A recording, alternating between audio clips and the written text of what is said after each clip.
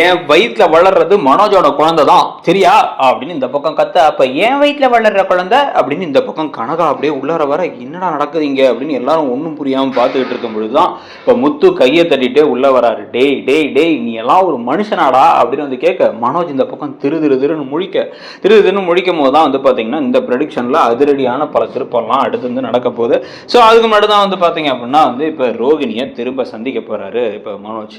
கிளம்பி போயிட்டு இந்த பாரு நான் சொல்கிறது கேளு, நான் உனக்கு ஜீவனாம்சமாக மாதம் 50,000 கூட கொடுக்குறேன். அதை வச்சு நீ அந்த குழந்தையும் வளர்த்துக்கலாம். அந்த குழந்தைக்கு நான் தான் அப்பா அப்படிங்கிறதையும் நான் ஒத்துக்கிறேன். இப்போ கூட வந்து பார்த்தேன் அப்படின்னா வந்து டிவோர்ஸுக்கு பிறகு குழந்தை இருந்தாலோ இல்லை ஒருத்தவங்களுக்கு கல்யாணம் ஆகிருக்கும் போது இன்னொருத்தவங்க கூட குழந்தை பிறந்தாலும் கூட அப்பாங்கிறத ஒத்துக்கிட்டு அவங்களுக்கு வந்து பணத்தை கொடுக்க வேண்டியதை கொடுக்கணும், பேசி ஒரு முடிவுக்கு வந்து கொடுக்கணும் அப்படின்லாம் வந்து சட்டம்லாம் இருக்குது. நான் அந்த மாதிரி பண்ணுறேன். ஆனால் என்னால் உன் கூட திருப்பி வாழ முடியாது. உன் குழந்தைக்கு அப்பாங்கிற பேரை நீ வச்சுக்கலாம், நீயும் நானும் ஆனால் ஒரு வீட்டில் இருக்க வேணாம் அப்படின்னு வந்து மனோஜ் சொல்ல, இப்படி தான் எனக்கு கிறிஸ்டுக்கு வந்து அப்பா இல்லாமல் வளர்ந்ததுனால அவன் என்னென்ன எப்படி மாறினான், இப்போ எப்படி இருக்கான், இப்போ அவன் ஸ்கூல்லேருந்து அத்தனை தடவை கம்ப்ளைண்ட் வந்தது, அவனுக்கு வந்து இப்போ இருக்க பிரச்சனைக்கெல்லாம் காரணம் நான் அப்போ எடுத்த முடிவு தானே எனக்கு தெரியும். நமக்கு வந்து அவனுக்கு அப்பாங்கிறதுலாம் இல்லை, நான் வந்து அவனுக்கு அம்மானு சொல்லாமல் அத்தைன்னு சொல்லி வளர்த்ததுனால தான் யாரும் இல்லைன்னு நினச்ச குழந்தை அப்படி ஆயிட்டான். இந்த குழந்தை பையனா பொண்ணான்னு தெரியாது, ஆனால் அந்த குழந்தை அதே மாதிரி வளரக்கூடாது, இதனால நீயும் நானும் ஒன்றா தான் இருந்தாகணும் அப்படின்னு வந்து ரோகிணி சொல்லிக்கிட்டு இருக்கும் பொழுதே வந்து மனோஜுக்கு ஃபோன் வந்துக்கிட்டே இருக்கு. யாரா ஃபோன் பண்ணுறா அப்படின்னு ஃபோன் எடுத்து பார்த்தா தேவிகா கால் பண்ணுறாங்க.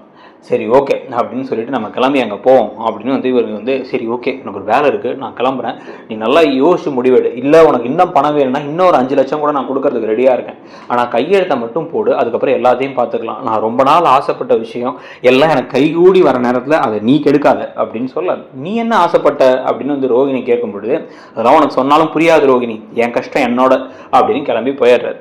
கிளம்பி இவர் போனதுக்கு அப்புறமா தான் ரோகிணி யோசிக்க ஆரம்பிக்கிறாங்க. என்ன பேசுகிறான் அவன், பேசுறதெல்லாம் பார்த்தா ரொம்ப வில்லங்கமாக இருக்கே அப்படின்னு யோசிச்சுட்டு இருக்கும் போதே வந்து கரெக்டாக இவங்க 2 பேரும் பேசிகிட்டு இருந்து இப்படி நடந்து அவர் காரில் போய் ஏறுற போது அதை பக்கத்துல இருந்து பார்த்துட்டு இருக்காரு முத்து வந்து இவங்க 2 பேரும் ஒன்றா பேசிகிட்டு இருக்கிறதையும் பார்க்குறாரு, இங்கே நடக்கிறதையும் பார்க்குறாரு. ரோகிணி ஒரு மாதிரி சோகமாக போகிறதையும் பார்த்து அப்போ இங்கேயும் உண்மையாக இல்லை, இங்கேயும் ஏதோ பொய் சொல்கிறான், ஏதோ திருட்டுத்தனம் பண்ணுறான், இப்போ எங்கே போகிறான் காரில் அப்படின்னு கிளம்பி இவங்க போகும் பொழுதே வந்து இவரும் பின்னாடியே போகிறாரு. போகும் பொழுதே வந்து மீனாவுக்கு கால் பண்ணுறாரு. நான் நினச்ச மாதிரியே எங்கள் அண்ணன் ஏதோ திருட்டுத்தனம் பண்ணிக்கிட்டு இருக்கான், இந்த பக்கம் ரோகிணிட்டையும் பேசுகிறான், அந்த பக்கம் வேற எங்கேயோ கிளம்பி போகிறான், ஷோரூமை தாண்டி வேற போகிறான் அப்படின்னு வந்து சொல்ல, அது எதுக்குங்க நமக்கு அப்படின்னா இந்த பாரு எங்கள் அப்பாவோட கௌரவமே வந்து இவனால் கெட்டு போயிடுச்சு ஏற்கனவே 2-3 தடவை, இதை விட இன்னும் அதிகமாக அதை கெட்டு போகிறத நான் விட மாட்டேன். என்னமோ அவன் தப்பு பண்ணுறான், அந்த ரோகிணி வைத்த வளர்ற குழந்தை இவன் குழந்தை தான், ஆனால் அதை வந்து இவன் ஏற்றுக்க கூட மறுக்கிறான் அப்படின்னா வேற ஏதோ காரணம் இருக்குது. அதே மாதிரி திடீர்னு 5 லட்சத்தை வந்து ஏற்பாடு பண்ணிட்டேன்னு சொன்னால அதுலேயே எனக்கு டவுட் தான். இவனுக்கு ஃப்ரெண்ட்ஸே கிடையாது, போகிற பக்கம் இல்லாமல் இவனுக்கு என்ன ஆதாயம் மட்டும் தான் பார்ப்பான், அதனால இவனை நம்பி யாரும் பணம் கொடுக்க வாய்ப்பு இல்லை. ஏற்கனவே வெளியே நிறைய கடன் வாங்கிட்டான், அப்போ எப்படி இவனுக்கு இந்த பணம்லாம் வந்துச்சு அப்படின்னு அதையும் கண்டுபிடிக்கணும் அப்படின்னு வந்து சொல்லிட்டு இருக்க. தேவையில்லாமல் அவங்க கோவப்படுவாங்க, அத்தையும் கோவப்படுவாங்கங்க அப்படின்னா அது பாரு அதுக்காக நியாயம் இல்லாத ஒரு விஷயத்த பண்ண முடியாது. வயிற்றில் குழந்தையோட இருக்கா ரோகிணி நல்லவளோ கெட்டவளோ, அந்த குழந்தைக்கு ஒரு வழியை அவன் சரியான முறையில் ஒரு நியாயமான முறையில் பண்ணணும். சரி என்னன்னு பார்ப்போம் அப்படின்னு சொல்லிட்டு ஃபோனை வச்சிடுறாங்க. ஃபோனை வச்சுட்டு இவர் பின்னாடியே வந்து கிளம்பி போக அவர் வந்து பார்த்தா தேவிகா வீட்டு வாசலில் நிப்பாட்டி உள்ளார போகிறாரு. உள்ளார போனால் கனகா பட்டுப்புடவையெல்லாம் கட்டி ரெடியாக இருக்காங்க. என்னாச்சு என்ன ஆண்டி, நான் சொன்னேனே ஆண்டி அப்படின்னா வந்து இதை பாருங்கள் நான் பேசிட்டோம், நான் என் ஜோசியர் 2 ஜோசியர்கிட்ட பேசிட்டோம், உங்கள் ஜோசியர் இங்கே தான் இருக்காரு அப்படின்னா அந்த நியூமராலஜிஸ்ட் வேறு நிற்கிறார். அவருமே வந்து யோசிச்சு பார்த்தாரு, இன்றைக்கி தான் சரியான முகூர்த்தம் சாந்தி முகூர்த்தத்துக்கு, இதுக்கப்புறம் ஆடி வந்ததுக்கப்புறம் வந்து பார்த்தா அதுக்கடுத்த இந்த ஒரு நல்ல நாளில் அப்படிலாம் எதுவும் இல்லை, நிறைய பிரச்சனைகள் போயிட்டுருக்கு. நீங்கள் சாந்தி முகூர்த்தம் மட்டும் நடந்த மாதிரி நடக்கட்டும், நடந்தால் உங்களுக்கு இன்னமும் அந்த ரோகிணியை சமாளிக்கிறதுக்கு இன்னொரு 10 லட்ச ரூபாயை நான் உடனே தரேன், 10 லட்சம் வேணுமா 15 லட்சம் வேணுமான்னு மட்டும் கூட சொல்லுங்கள் அப்படின்னு இப்போ வாயை புழக்கிறாரு மனோஜ். ஏன்னா வந்து ரோகிணி பேசியிருக்கும் போது என்ன 5 லட்சம் ஆனால் 20 லட்சம் கொடுப்பியா அப்படின்னு கேட்டதை யோசிக்கிறாரு. கொடுத்துட்டு 15 லட்சத்துக்கு ஏற்கனவே 5 லட்சம் கொடுத்தோம், இன்னொரு 15 லட்சம் கொடுத்தாங்கன்னா அதை போய் கொடுத்து கையெழுத்தை வாங்கிட்டோம்னா கோடிக்கணக்கான சொத்துக்கு நம்ம அதிபதி ஆயிடலாம், சட்டப்படி ரெஜிஸ்டர் பண்ணிடலாம் அப்படிங்கிறது தான் அவர் மனசில் முதல்ல வருது. வந்தவொடனே அவர் வந்து அதுக்கு இப்போ என்ன ஆண்டி பண்ண சொல்கிறீங்க அப்படின்னா அந்த நான் சொல்கிறத கேளுங்க மாப்பிள்ள, என் பொண்ணுக்கு கல்யாணமாகி ஒரு இல்லற வாழ்க்கைக்குள்ள அவள் நுழைஞ்சதுக்கப்புறம் தான் அவள் குணமாகும்னு சொல்லிட்டாங்க. அவள் நல்லா தான் இருந்தான், திடீர்னு நடுவில் ஒரு சின்ன பிரச்சனையால தான் அப்படி மாறிட்டான். அதனால தயவு செஞ்சு உங்கள் சாந்தி முகூர்த்தத்தை ஆரம்பிங்க. அவளுக்கு உங்கள் மேலே வந்து உண்மையிலே வந்து அவ்வளோ அன்பும் பாசமும் இருக்குது. அவள் உங்களை பற்றி கேட்டுக்கிட்டே இருக்கா, மனோஜ்னு அவள் உங்களை பற்றி பேசிட்டே இருக்கா, ஹஸ்பண்ட்னு சொல்லிக்கிட்டு இருக்கா. தயவு செஞ்சு என் பொண்ணுக்காக இதை பண்ணுங்க அப்படின்னு வந்து சொன்னதுக்கப்புறமா இவர் யோசிக்கிறாரு. யோசிச்சுட்டு இருக்கும் போதே அந்த நியூமராலஜிஸ்ட்டும் தனியாக கூப்பிட்றாரு. இந்த பாருங்க, சொன்னதை கேளுங்க, இன்னொரு 15 லட்சம் வரும், அதில் எனக்கு கொடுக்க வேண்டிய 10% 1.5 லட்சத்தை கொடுங்க. இது இல்லாமல் இந்த சொத்தெல்லாம் உங்களுக்கு தான் வரப்போகுது, அதுலலாம் நான் பங்கு கேட்க மாட்டேன்.